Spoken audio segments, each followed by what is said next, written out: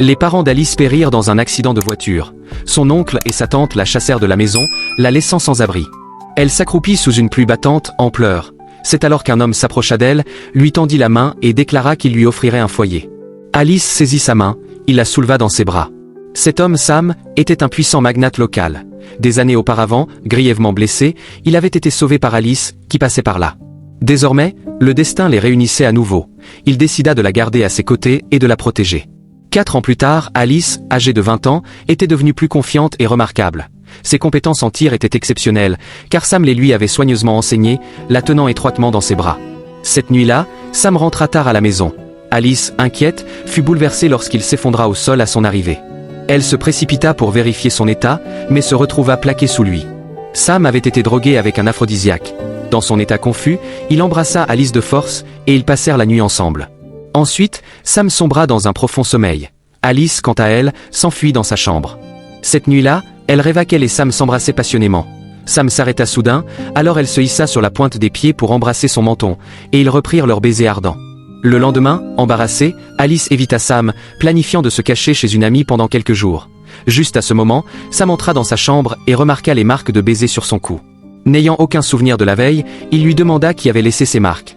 Trop timide pour dire la vérité, Alice resta silencieuse. Sam, mal interprétant ses préparatifs comme un projet de fuite avec un petit ami, saisit nerveusement sa main. Alice refusa toujours de répondre, ce qui poussa un Sam furieux à l'enfermer dans la maison pour qu'elle réfléchisse. En signe de protestation, Alice, confinée à la maison, brisa le vase antique préféré de Sam, mit le feu à l'une de ses villas et fit même exploser son étang à poisson favori. Alors que tout le monde pensait qu'elle ferait face à une punition sévère, Sam dénoua ses liens. Remarquant les marques rouges sur ses pieds causées par les cordes, il appliqua doucement de la pommade et souffla délicatement sur les marques. Alice se dépêcha de mettre ses chaussures, mais se tordit accidentellement la cheville. Sam l'aida à enfiler correctement ses chaussures, puis la porta en bas pour le dîner. Pendant le repas, Alice mentionna qu'elle avait déjà 20 ans et qu'avoir un petit ami serait tout à fait normal.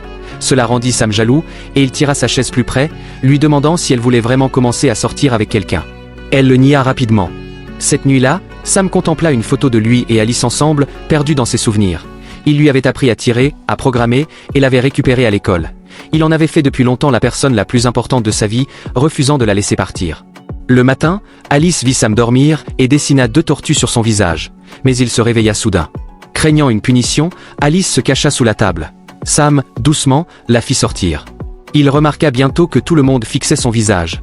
En prenant son téléphone pour vérifier, il vit enfin les 2 tortues dessinées sur son visage. Alice pensa qu'elle allait être sévèrement punie. À sa surprise, Sam ne fut pas du tout en colère, mais la félicita pour avoir si bien dessiné la tortue. Alice accompagna secrètement sa meilleure amie à un banquet, pour tomber inopinément sur Sam, qui entra dans la salle entourée de gardes du corps. Peu après, une femme intrigante s'approcha de Sam, flirtant et faisant des avances. Cependant, Sam, indifférent, déclara qu'il méprisait les femmes en robe rouge et ordonna à ses gardes de l'escorter dehors. Puis, un camarade de classe d'Alice informa Sam qu'une autre personne à la fête portait une robe rouge, pointant directement Alice. Sam s'approcha lentement d'elle. Tout le monde pensa qu'Alice allait être expulsée aussi, mais au lieu de cela, Sam la tira doucement vers lui et la complimenta, disant qu'elle était magnifique dans sa robe rouge. La camarade jalouse brisa alors intentionnellement un ornement antique et accusa faussement Alice de l'avoir fait. Sam s'avança et exposa le stratagème de la camarade. Furieux, le père de la camarade la gifla et s'excusa sincèrement auprès d'Alice au nom de sa fille. Alice se sentit vengée et était ravie. Sam, affectueusement, tapota son nez, drapa son manteau sur ses épaules et s'agenouilla pour l'aider à enfiler des baskets confortables. Puis, Alice passa son bras autour du sien, et ils quittèrent le banquet. À l'école, Alice s'évanouit à cause de ses règles. Sam se précipita à l'infirmerie pour prendre soin d'elle. Juste à ce moment, un seigneur qui avait un faible pour Alice vint lui rendre visite et frappa à la porte. Sam, immédiatement consumé par la jalousie, plaqua Alice, couvrant ses yeux de sa main et embrassant son cou. Alice, troublée, entendit Sam murmurer à son oreille qu'il ne faisait que jouer la comédie pour l'aider à se débarrasser de l'encombrant seigneur. Puis, il l'embrassa sur les lèvres. Le seigneur entra précipitamment dans la pièce pour assister à un baiser passionné entre Alice et Sam. Choqué et furieux, il partit en trombe. Alice repoussa Sam, enfila hâtivement ses chaussures et tenta de retourner en classe. Mais Sam la tira dans ses bras, faisant battre son cœur à nouveau. Sam expliqua qu'il voulait seulement ajuster ses vêtements. En entendant cela, Alice s'enfuit rapidement. Alice accompagna sa meilleure amie pour essayer des robes de demoiselle d'honneur pour tomber sur sa cousine Cassie. Cassie, une femme malveillante, avait, avec ses parents, chassé Alice de la maison. Cassie était avec son fiancé Allen, qui avait autrefois été le fiancé d'Alice. Dans le magasin de robes, Cassie fit semblant de tomber et accusa Alice de l'avoir poussée. Allen crut Cassie et se mit à insulter Alice, levant même la main comme pour la frapper. Juste alors, la gérante du magasin arriva. Elle consulta les images de surveillance qui innocentèrent Alice. Sachant qu'ils avaient tort, Cassie et Allen partirent précipitamment. La gérante s'excusa sincèrement auprès d'Alice, révélant que le magasin lui appartenait réellement. Des années plus tôt, Alice avait étudié la gestion d'entreprise sous la tutelle de Sam, et cette boutique de mariage avait été son premier projet. Ivre et soudain submergée par le manque de ses parents, Alice s'accroupit et pleura. Sam apparut, ouvrant ses bras, et Alice se blottit contre lui, sanglotant dans son étreinte. Voyant qu'Alice, intoxiquée, ne pouvait pas marcher correctement, Sam la porta sur son dos et la ramena à la maison.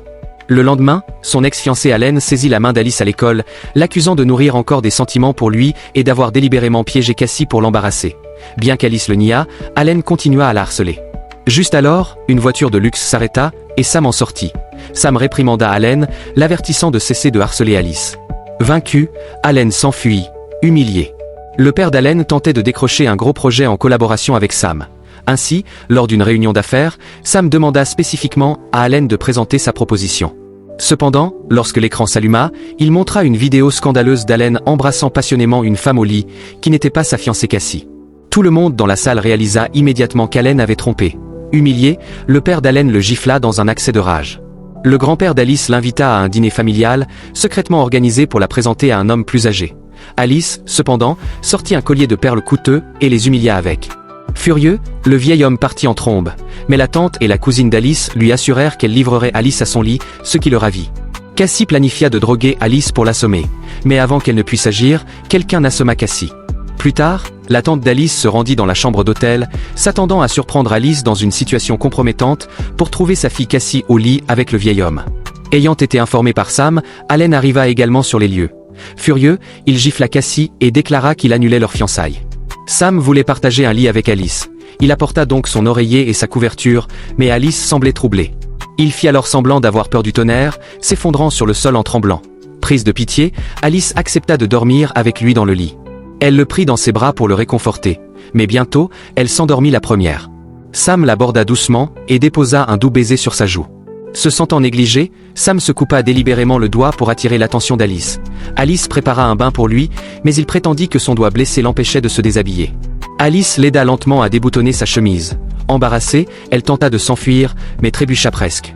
Sam la rattrapa à temps, l'attirant dans ses bras et l'embrassant. Alice fut entraînée dans un bar par sa meilleure amie pour une soirée. Un chanteur du bar tomba amoureux d'Alice au premier regard et, tenant une rose, lui confessa ses sentiments. Sam arriva juste à temps, ordonnant à ses gardes du corps d'emmener le chanteur. Puis, il hissa Alice sur son épaule et la ramena à la maison. Une fois là-bas, il la jeta sur le lit, retira son costume et s'approcha lentement d'elle.